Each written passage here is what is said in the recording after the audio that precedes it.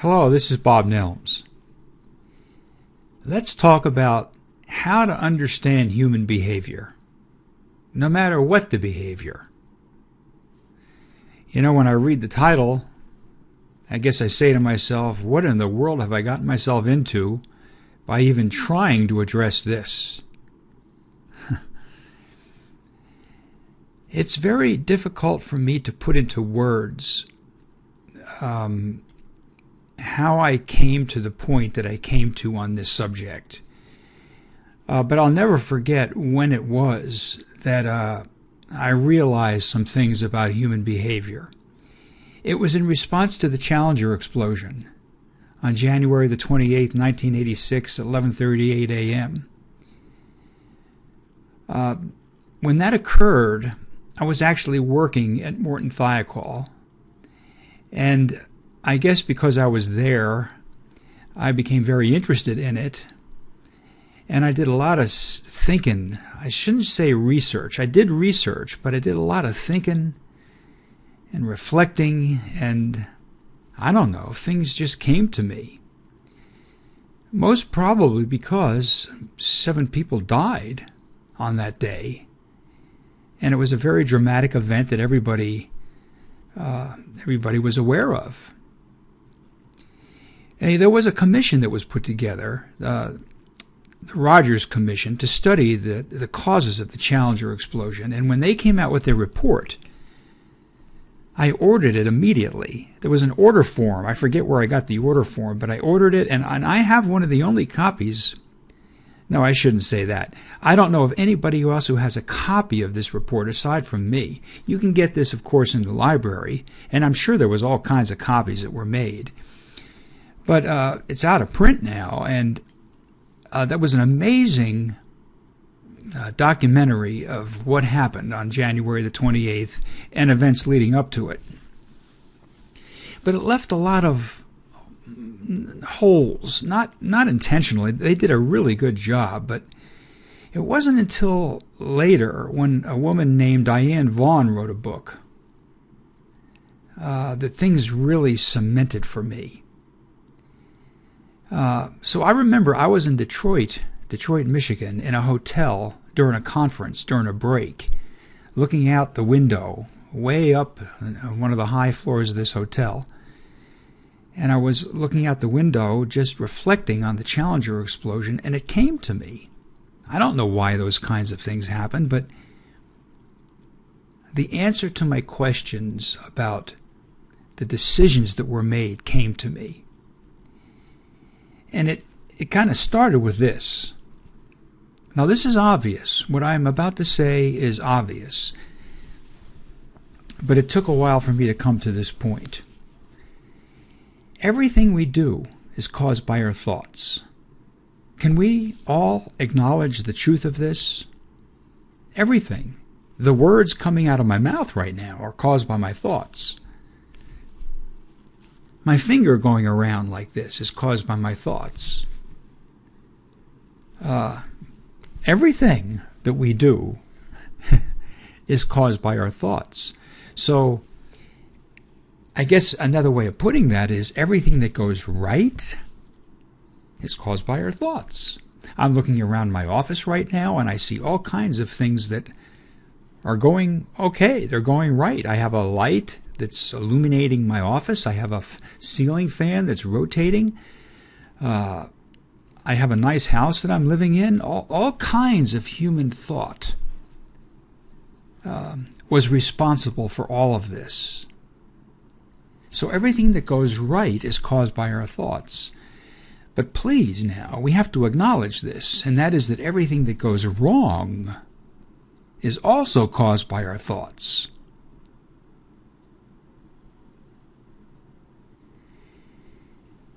Now you can read the slide which says all our thoughts are triggered. So we're going to another step right now. Where do our thoughts come from? Well, that's deep, isn't it? And I don't know the answer to that. I know what my perspective on this is. It says it on the slide. All of our thoughts are triggered. Think of yourselves. Think of everything that happens. Think of yourselves listening to this right now. You're listening, and because of what I'm saying, I'm triggering thought.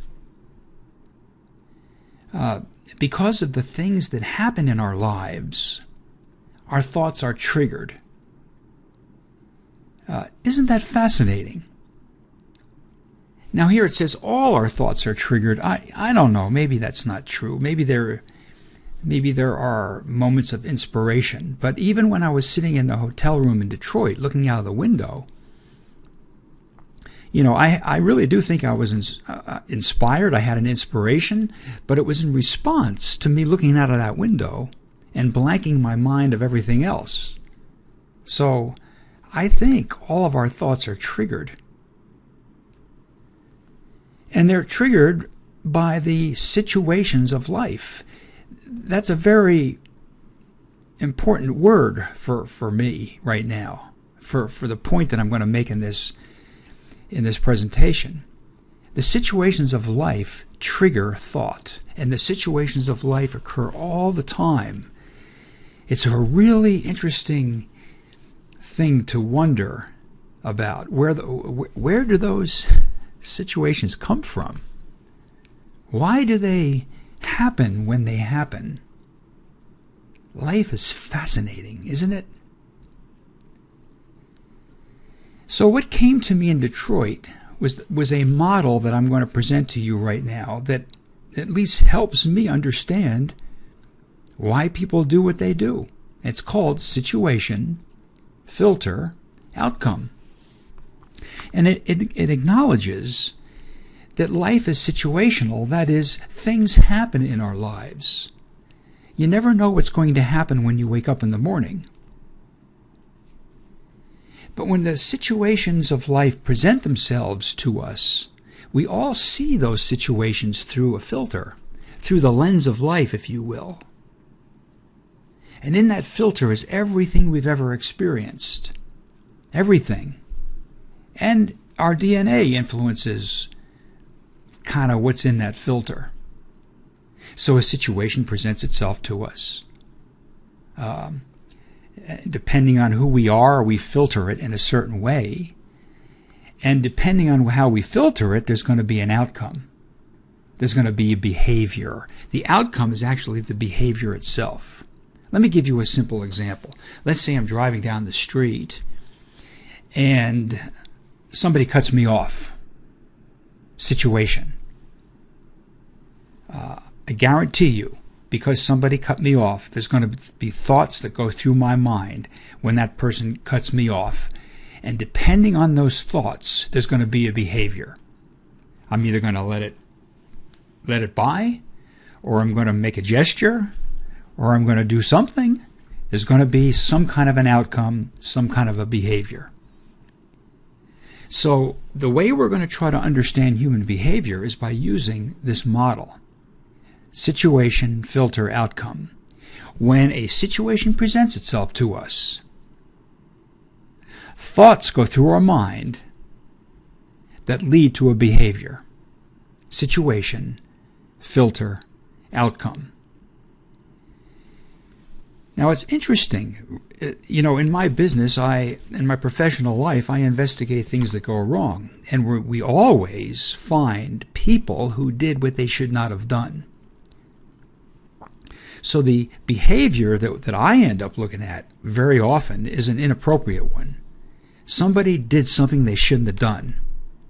And when we find that, because we're humans, our gut level reaction is this. We found somebody who did something they shouldn't have done. And we want to finger point and we want to blame, and we don't really want to go beyond that. But if we want to understand why that person did what they did, it's a lot easier than you might think. It's a cop-out to say it's complicated. It isn't complicated. And what we're going to do is we're going to use situation, filter, outcome to understand why somebody did what they did. So please try it. when somebody does something inappropriate, first acknowledge the situation that presented itself to that person. That's the key to everything. Acknowledging the specific situation that presented itself to someone. You know why it's key? So you can put yourself in their shoes. And as soon as you put yourself in their shoes, because you're a human being and they're a human being, you'll be able to relate to the thoughts that went through their mind that contributed to their behavior.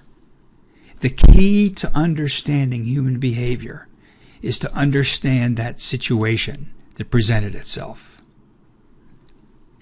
Now, I have a few examples of situation to reinforce how important it is to understand situation if you want to understand behavior. Let's look at the first one. It's a porta potty. A man is walking out of a porta potty. Another man is walking out of a porta potty. A woman is walking out of a porta potty. Why are these people behaving the way they're behaving? Now you can guess, but you're not going to really know why they're behaving like this until you understand the triggering situation. So we're going to do this again. We're going to play this again, and then you're going to understand the triggering situation. Let's look at the bigger story.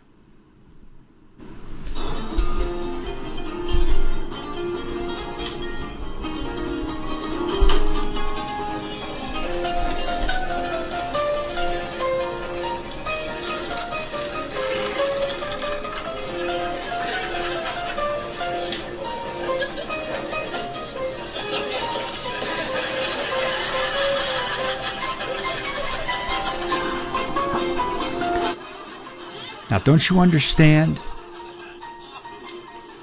why they're behaving the way they're behaving? Isn't it obvious when you understand situation?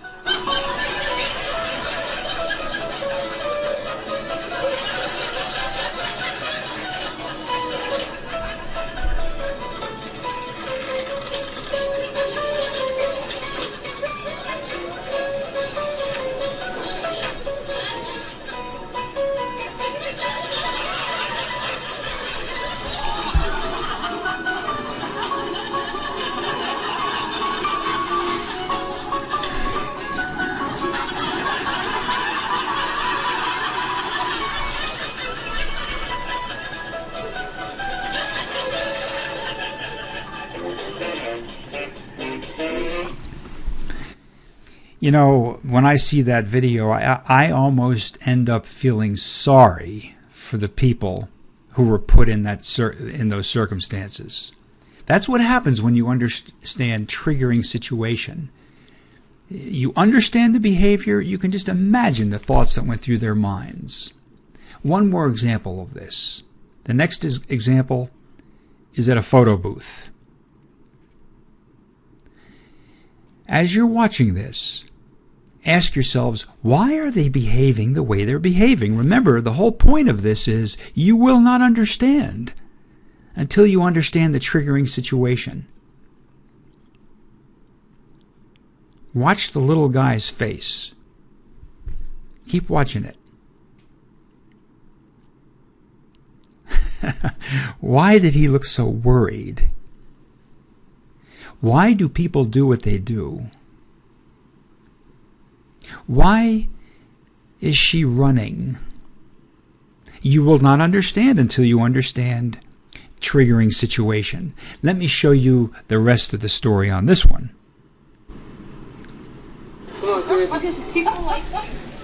To activate, please say activate. Activate. Say activate. Activate. Say activate. Pissing me off. You have broken the photo booth. Please exit. Wait, what? Activate. We have notified park security.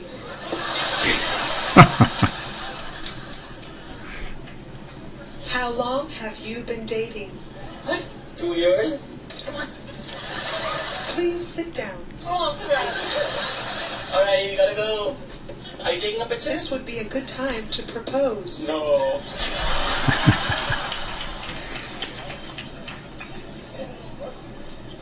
Please, smile. That's not smiling. Don't make me tickle you. Coochie coochie coo.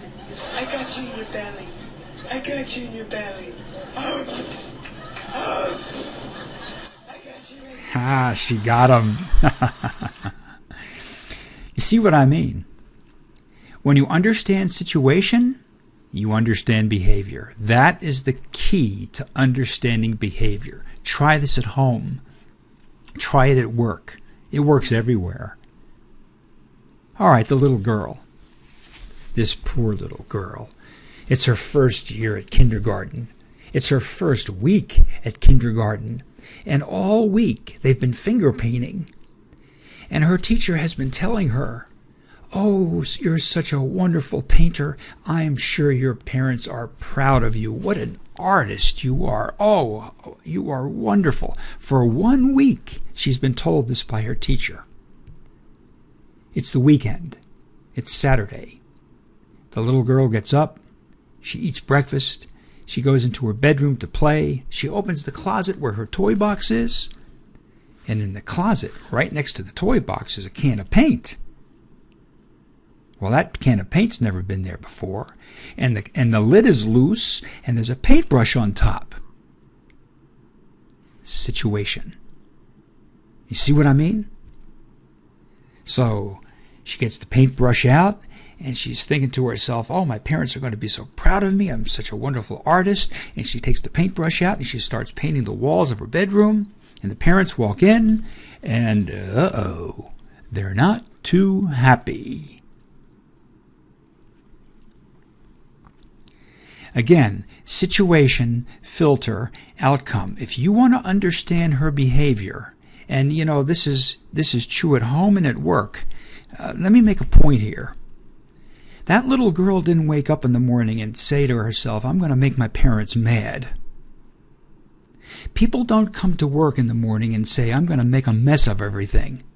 If you have people like that working for you, get rid of them. I'm not talking about them. I'm talking about the person who comes to work, or the child that gets up and they want to do good and they want to make their parents proud of them or their bosses proud of them, but something goes wrong. And if something like that happens, I'm asking you, please acknowledge the triggering situation. She opens up her closet door. The toy box is right there. Right next to it is an open can of paint with a paintbrush on top. And as soon as you understand that situation, I mean, you can ask the little girl what her thoughts were. She probably isn't going to be able to tell you because she's just a little girl. If it's an adult, they'll tell you. But even if they don't tell you, you're going to know what her thoughts were. "Oh, my parents are going to be so proud of me. I'm such a wonderful artist. They probably put that can of paint in there so that I could paint the walls." So she paints the walls. That's how we understand human behavior. That's how I try to understand human behavior, no matter what the behavior. But there's something more that I'd like to share with you. There's another ingredient to this that's very valuable.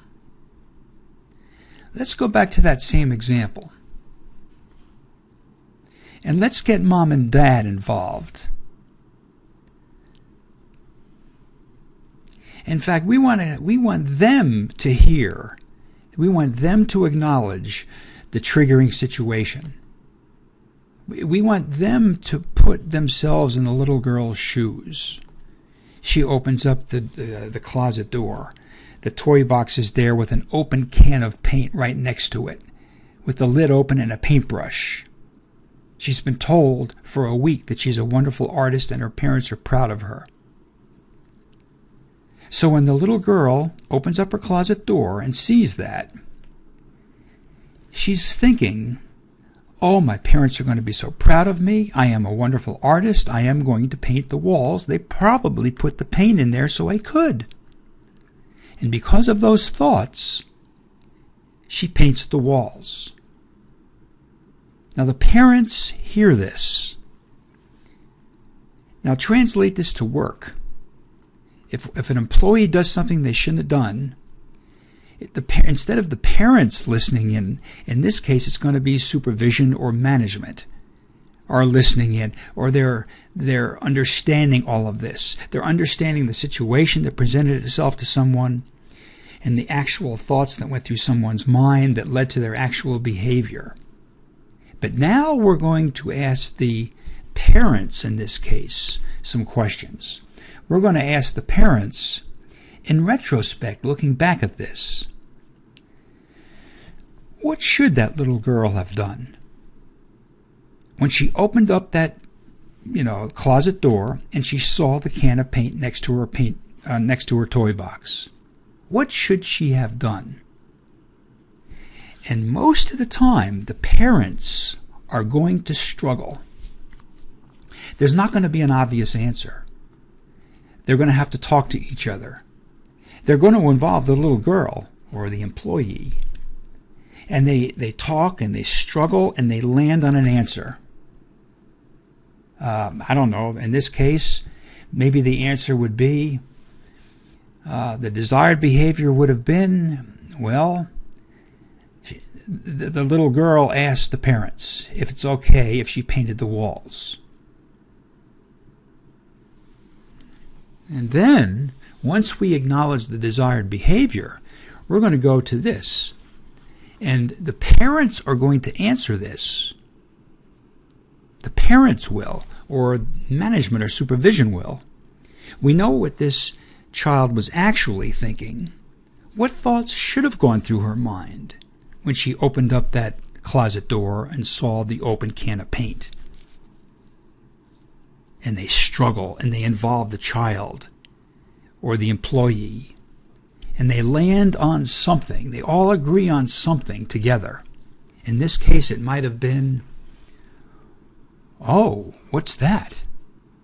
It's a can of paint? Well, I've never seen that here before. And my parents taught me that if there's ever anything unusual, I should not touch it until I ask them if it's okay. So I'm going to ask my parents if it's okay if I use that paint. So we know the actual thoughts. We know the desired thoughts. We know the actual behavior. We know the desired behavior. And we know the triggering situation. And with all of that in mind, look at what we're going to do next. The parents are going to ask themselves, or management or supervision are going to ask themselves, what is it about the way we are? What is it about the way we are that contributed to this incident? And don't tell me the parents aren't going to come up with stuff. They're going to realize, why in the world did we put a can of paint in our daughter's closet right next to her toy box? What are we, nuts? What else like that are we doing? And they're also going to realize they're not coaching their child enough about what to do when they encounter unique things. They're going to come up with it on their own, though. They're self-reflecting here. And then each individual parent is going to ask themselves this: what is it about the way I am, not we, but I am, that contributed to this incident? And then finally, and what are we going to do about it? This is the way I have come to understand human behavior, and boy, has it turned my life around. I don't tend to want to blame anymore. I tend to want to understand, because there's an easy way to do it. Imagine doing this in your home or at your place of work.